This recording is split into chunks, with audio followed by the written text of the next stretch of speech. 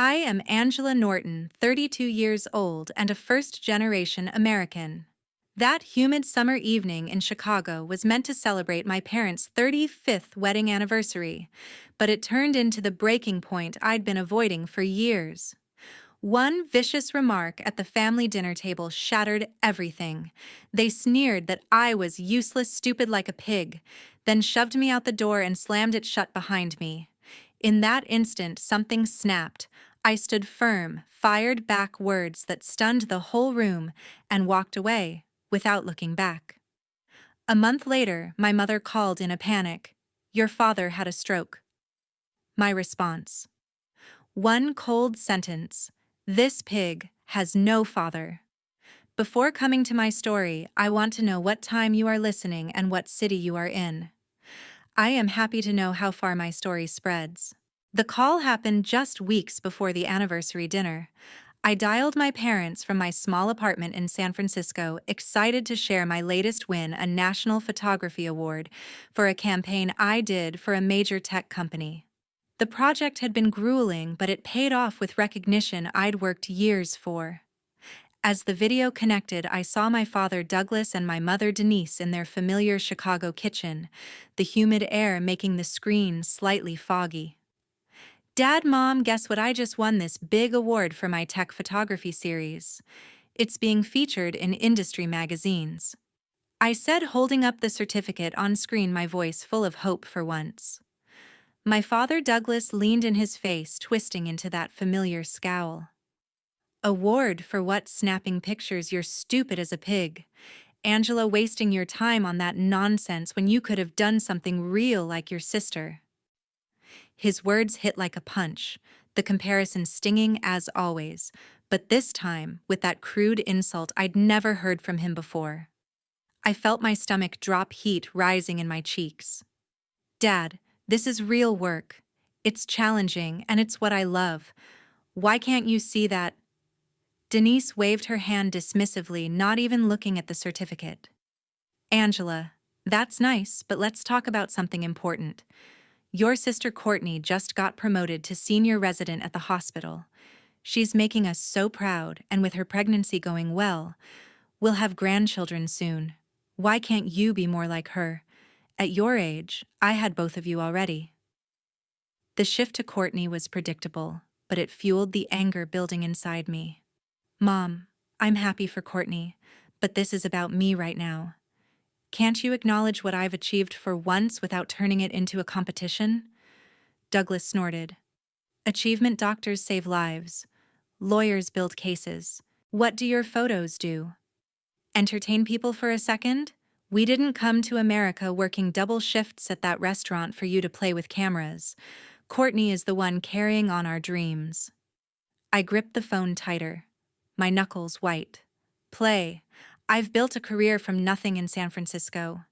Internships, competitions, I earned this award through hard work." Denise sighed. "Hard work would be if you went back to school for medicine or law like we always said. Courtney didn't waste her potential. She's stable, married, expecting.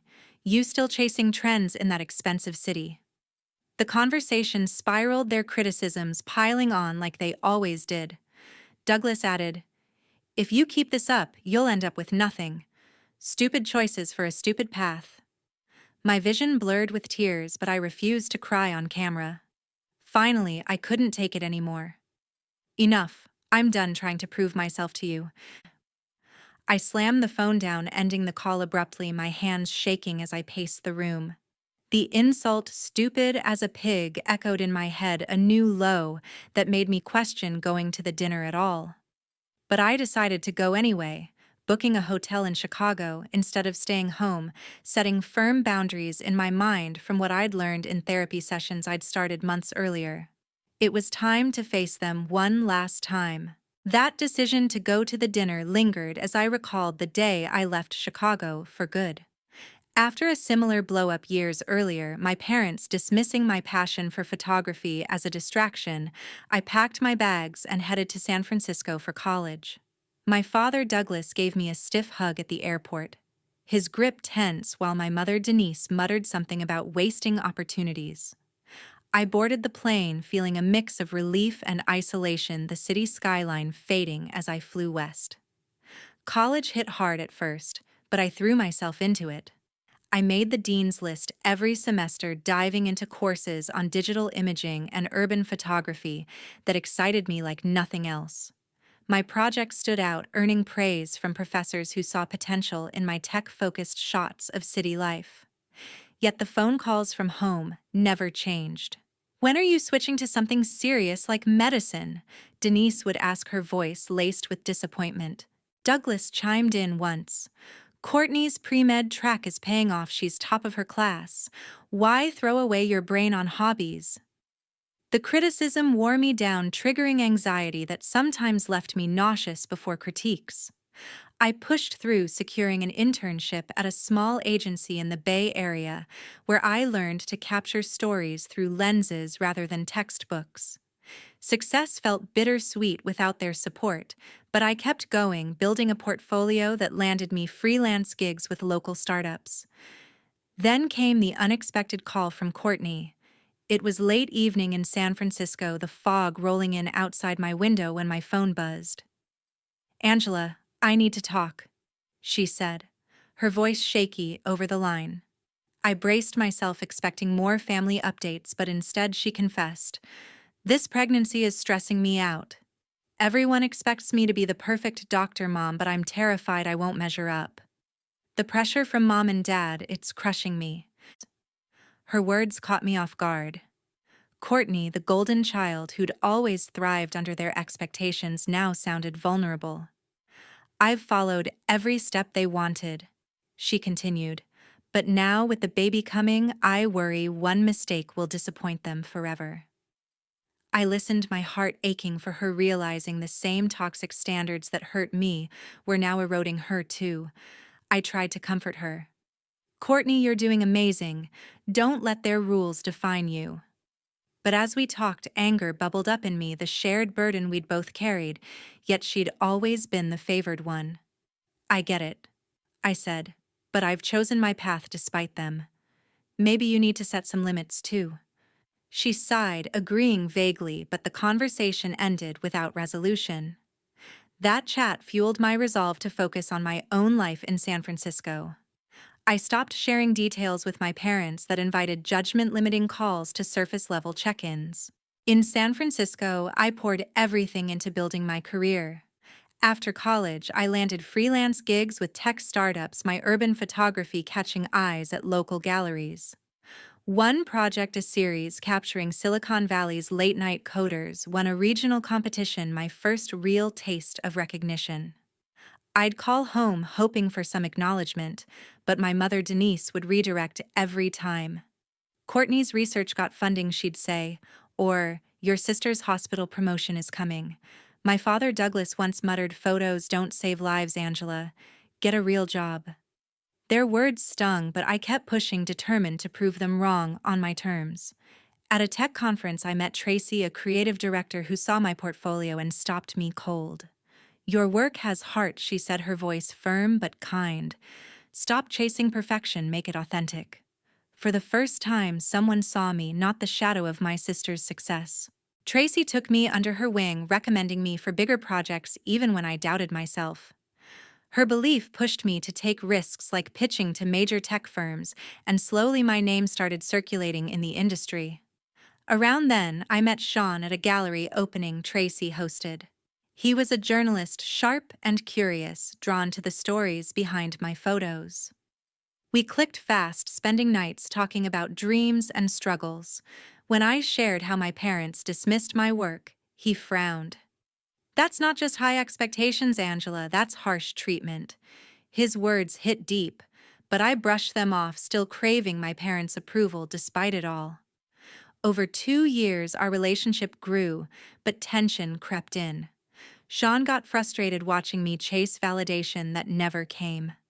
"Why do you keep letting them hurt you?" he asked during a heated fight after another draining call from Chicago. I had no answer. A month later, we parted ways, the breakup leaving me raw but clear-eyed. That pain drove me to Dr. Larson, a therapist I'd found through a friend's recommendation. In our first session, she listened as I spilled years of family pressure. "You don't have to earn their love," she said simply. "It's supposed to be given freely." Her words were a lifeline. Weekly sessions taught me phrases like, "I deserve better," and how to set boundaries like limiting calls with my parents to once a month. Each step felt like reclaiming a piece of myself. When the invitation to my parents' 35th wedding anniversary arrived, my stomach knotted. Dr. Larson helped me prepare, book a hotel stay 2 days max, and stick to neutral topics. I wasn't ready to forgive, but I wanted to show up as the adult I'd become, not the daughter still begging for their pride. I landed in Chicago, the humid summer air hitting me as I stepped off the plane. I checked into a hotel downtown, avoiding my parents' house to keep my distance. For their 35th wedding anniversary, I'd spent $800 on a silver photo frame engraved with family years in elegant script, a gift I hoped might soften their edges, though I knew better than to expect warmth. I chose a simple gray dress, professional, but understated, hiding the small tattoo on my wrist to dodge any snide remarks. Driving to their house, I rehearsed Dr. Larson's advice: stay grounded, keep boundaries firm, leave if it gets toxic. The house was packed with relatives by 6 o'clock. My mother, Denise, had outdone herself the dining table, groaning with pierogies, kielbasa, and American staples like mashed potatoes, all arranged under her prized chandelier. Aunt Lori, my favorite, pulled me into a warm hug. "I saw your tech campaign photos online, Angela." Stunning work, she whispered, her kindness a rare comfort. But the mood shifted fast. Denise steered conversations toward my sister Courtney, glowing with pregnancy and her recent hospital promotion. "Courtney's making us proud," she said loudly, her eyes skimming past me. Relatives nodded, tossing me pitying glances or questions like, "Still just doing photos? No family yet?" I bit my tongue, keeping my answers short, my posture stiff. The tension built as we sat for dinner, the table set with Denise's best china. My father, Douglas, stood for a toast, raising his glass. 35 years with my incredible wife, building a life for our family. Our daughter Courtney, soon a mother and a top doctor, carries our legacy forward. His gaze locked on her, ignoring me entirely. The omission cut deeper than I expected, my fork trembling in my hand. Denise turned to me next, her smile tight. "Angela, tell us about your job." Still with those small projects in San Francisco, the jab was clear. My career was trivial. I took a breath, steadying my voice. "Actually, I'm lead photographer on a national campaign now. We won an award last month for our tech series." She barely blinked. "That's nice, but is it stable?" "Courtney's work has real impact, saving lives." Douglas set his glass down hard. "Impact, Angela? Your photos are a hobby. The pig in our old barn was worth more than that nonsense." The table froze. Aunt Lori gasped. Courtney's eyes widened. My heart pounded, his words echoing that call weeks ago, but now in front of everyone. He stood, pointing to the door. "If you can't be serious, get out." His hand shoved my shoulder, pushing me toward the exit. The door slammed shut behind me, the sound ringing in my ears. I stood stunned, then found my voice. "Perfect," I said, loud enough for the silent room to hear. "You won't need this pig when you're old." Aunt Lori called out, "Douglas, that's too far." Courtney added softly, "Dad, stop." But I was already walking to my car, my steps steady despite the shaking in my chest. Back in San Francisco, the weight of that Chicago dinner crushed me. I called in sick for 2 days, something I'd never done, and sat alone in my apartment replaying my father Douglas's words and that shove out the door. The silence of my phone felt heavier than ever. No calls from relatives, just the echo of my own response. "You won't need this pig when old." Depression sank in my chest, tight with years of bottled-up hurt. I leaned hard into therapy, with Dr. Larson spilling everything in our next session. "They've never loved me for me," I told her, voice breaking. She looked me in the eye. "Angela, you're not responsible for their inability to see your worth. You deserve love that doesn't come with strings." Her words pushed me to rebuild. I started weekly sessions learning to let go of the need for their approval. Dr. Larson taught me phrases like, "I'm enough," to counter the voice in my head that still whispered I wasn't. Slowly, I pieced myself back together. Tracy, my mentor, noticed my distraction at work and invited me for coffee.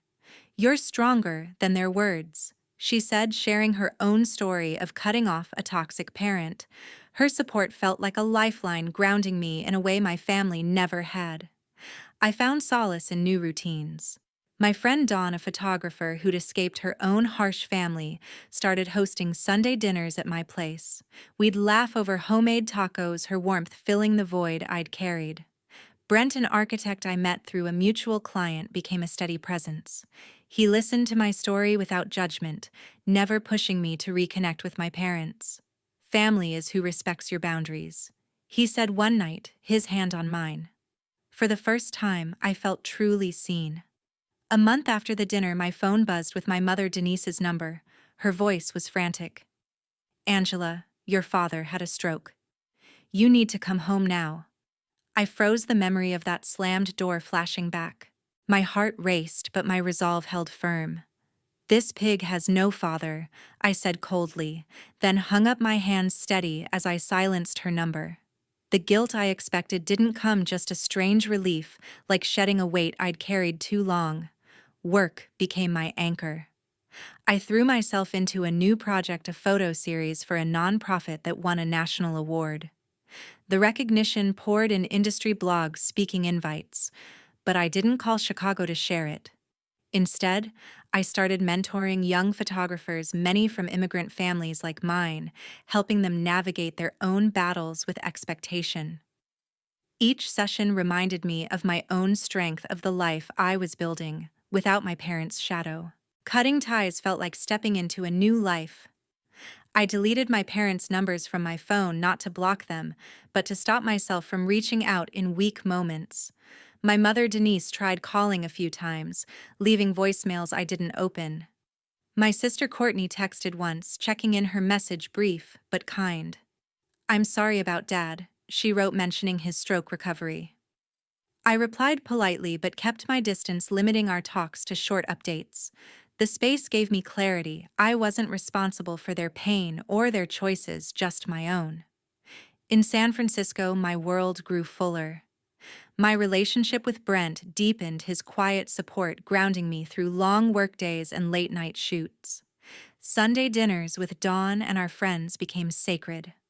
My apartment filled with laughter and stories that didn't carry judgment. I mentored young photographers, many from immigrant families, at a local nonprofit.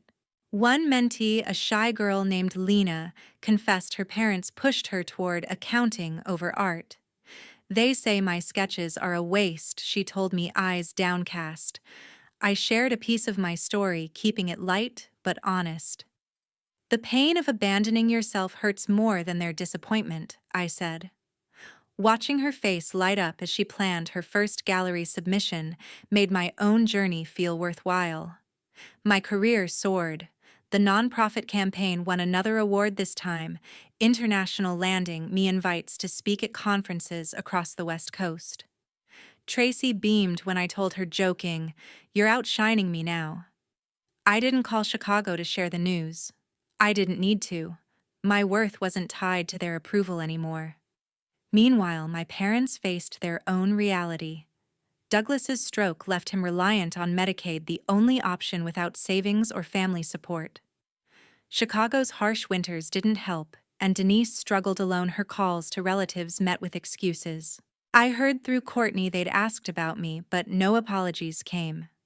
The distance confirmed what I'd always known: their love came with conditions I'd never meet. In America, families like theirs, immigrant, stubborn, broken, often end up isolated when bridges burn. Data backs it: 1 in 5 elderly Americans leans on public aid when kids cut contact, a cold but real consequence. 2 years after that dinner, I stood in my San Francisco studio, surrounded by prints of my latest work, urban shots that told stories of resilience. Brent helped me hang them for a solo exhibit, his smile warm as he said, "This is your legacy." I nodded, feeling whole. Family isn't blood or obligation, it's who sees you who stays. I'd built mine from scratch, and it was enough. If you've ever had to walk away from family to find yourself, share your story below. How did you claim your worth? This is my truth. You deserve love that doesn't demand you shrink. Stand up for it.